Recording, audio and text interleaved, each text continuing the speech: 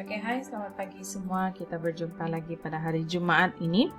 Oke, hari Selasa lepas kamu menonton video tentang sudut yang berkaitan dengan garis selari dan garis rentas lintang. Oke, cikgu harap kamu tahu sudah apakah itu garis selari, apakah itu garis rentas lintang, dan sudut yang berkaitan.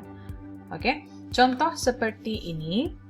Oke, di sini ada dua garis selari. Dua garis selari maksudnya yang garis yang kamu nampak ada anak panah begini, ke arah yang sama dan jarak dia sama. Oke, dan rentas lintang adalah yang merentasi garis selari itu. Oke, di sini ada sudut A, B, C, D, E, F, G, H. Daripada yang kamu belajar hari itu, oke, katakan saya ambil sudut A dahulu. Sudut A akan sama dengan siapa? Di mana? Sudut F. Ini karena selang-seli. Oke, selang-seli. Kemudian di sini pun adalah A sebenarnya. Oke, kemudian B berada di sini. Dan B, oke, sudut B sama dengan sudut E. Oke, sudut B sama dengan sudut E. Kemudian AB dan EF, sudut A tambah sudut B sama dengan 180, karena masih ingat garis lurus. Sama dengan sudut E tambah sudut F pun sama dengan 180. Oke, kalau di sini E, atas ini pun E, atas ini pun F. Oke, EF, AB, EF, AB, EF. Jadi CD di sini C. Oke, sudut C sama dengan siapa? G atau H?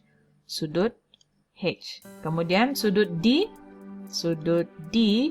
sama dengan sudut G. Oke, jadi sudut C tambah sudut D, kenapa C dan D ini garis lurus? Sama dengan 180. Kemudian sudut G tambah sudut H sama dengan 180 juga. Oke, bawah C, bawah ini D. Atas G, atas ini H. Oke. Sekarang sudut pedalaman pula. B dan F. Sudut B tambah sudut F sama dengan 180. Ini sudut pedalaman. Siapa lagi sudut pedalaman di sini? C dan G. Sudut C tambah sudut G sama dengan 180. Oke. Oke, jadi sekarang ini yang kamu sudah belajar hari Selasa hari itu. Oke, sekarang kita akan coba buat soalan. Contoh seperti ini. Di atas ini 117 dan cari nilai X. Oke, cari nilai X. Oke, daripada soalan ini, saya tidak perlu kira, saya boleh terus letak jawaban 117. Kenapa? Sebab ada kaitan dengan sudut selang-seli. Seperti ini. Oke, kamu nampak seperti Z ini. Oke, yang di dalam siku adalah 117. Di dalam siku juga adalah X. Jadi ini sama. Dua sudut ini adalah sama. Oke, itu namanya sudut selang-seli. Oke, sudut selang-seli X dengan 117. Kalau saya nak satu lagi, yaitu sudut sepadan. Di manakah sudut sepadan? Di sini 117, jadi dia berada di bawah juga 117. Di mana lagi? Satu lagi atas ini 117. Oke, ini adalah sudut sepadan. Oke, contoh kedua. X dan 59. Ini pun sama. Saya pun tak perlu kira untuk nilai X ini. Saya boleh terus letak 59. Kenapa? Sudut selang seli juga. Tengok di dalam. Di dalam 59, maksudnya di dalam ini pun sama 59. Oke, dan itu adalah sudut selang seli. Oke, sudut selang seli X dan 59. Sekarang, satu lagi macam yang kita buat tadi. Sudut sepadan. Di manakah sudut sepadan? Yang sepadan dengan 59. Kalau dia begini, mana lagi? Sini. Oke, di atas ini 59 darjah. Dan di bawah, sini juga 59 darjah. Oke, jadi itu adalah sudut sepadan dan sudut selang seli. Contoh seterusnya. X dan 65. Oke, bolehkah saya terus letak X, terus letak 65 juga? Ini betul atau salah? Ini salah. Kenapa? Sebab yang berkaitan ini bukan selang seli, bukan juga sepadan. Ini adalah apa ini? Sudut bersebelahan. Oke, sudut bersebelahan X dengan 65 ini. Maksud dia X tambah 65 darjah sama dengan 180. Oke, dia bukan yang kamu terus kira, terus letak nilai 65. Jadi X sama dengan 180 darjah tolak 65. Jawapan kamu akan dapat 115 darjah. Oke, sudut bersebelahan kamu perlu kira.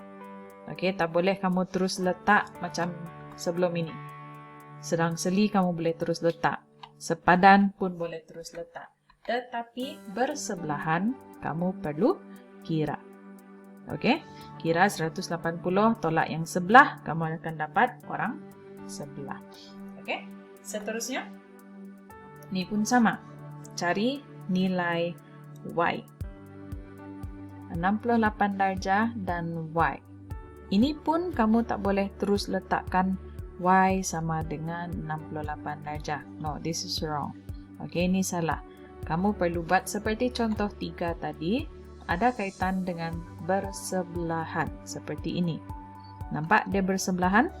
Oke, 68 bersebelahan dengan Y. Jadi cara dia, Y tambah sebelah 68 darjah sama dengan 180.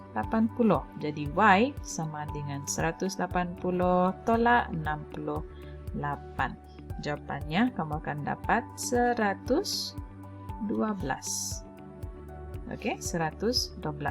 Dan ini tadi apa? Sudut bersebelahan. Oke, sudut bersebelahan. Oke, kita tuliskan Y tadi adalah 112. Oke, di mana ada 112 lagi? Di mana? Di sini. 112. Oke, sebab selang seli. Oke, selang seli. Kemudian sepadan. Ini lihat dia atas begini, di sini juga. 112. Di bawah ini pun 112 sebab dia sepadan dengan yang satu ini. Oke, 68 pula di mana? 68 selang seli sini 68. Sepadan ini 68. Ini pun 68. Oke, sekarang kita akan masuk ke sudut dongak dan sudut tunduk. Oke, sekarang kamu lihat ada kapal terbang, ada seorang budak, oke kita namakan dia John seperti biasa. Dan ada ikan lumba-lumba. Oke, ada dolphin di sini. Sekarang yang pertama. John melihat ke atas. Oke, dia melihat ke atas, ke arah kapal terbang itu. Arah pandang dia mesti ada garis mengufuk dahulu. Tapi daripada tengah ini, dia lihat ke atas sampai dia jumpa kapal terbang. Ini dinamakan sudut. Dia mendongak ke atas, jadi sudut dongak. Oke, sebab dia melihat ke atas. Dia melihat objek atau kapal terbang ini adalah pada arah yang lebih tinggi. Oke, itu adalah sudut dongak. Oke, seterusnya, bagaimana pula kalau John melihat ke bawah, ke arah dolphin ini, ke arah ikan lumba-lumba ini? Dia mesti ada garis yang mengufuk juga, tapi dia melihat ke bawah. Oke, aras yang lebih rendah. Jadi, ini dinamakan sebagai sudut tunduk. Oke, tadi sudut dongak sebab dia melihat ke atas. Sekarang sudut tunduk, dia melihat ke bawah. Oke, jadi kita ulang semula. Yang biru ini bila dia melihat ke atas atau aras yang lebih tinggi, itu namanya sudut dongak. Kalau John melihat ke bawah, yaitu aras yang lebih rendah, itu adalah sudut tunduk. Oke, katakan kita namakan sudut ini sebagai A dan sudut tunduk sebagai B. Oke, sudut A mewakili apa? Sudut A mewakili sudut dongak. Sudut dongak apa benda ini? Kapal terbang.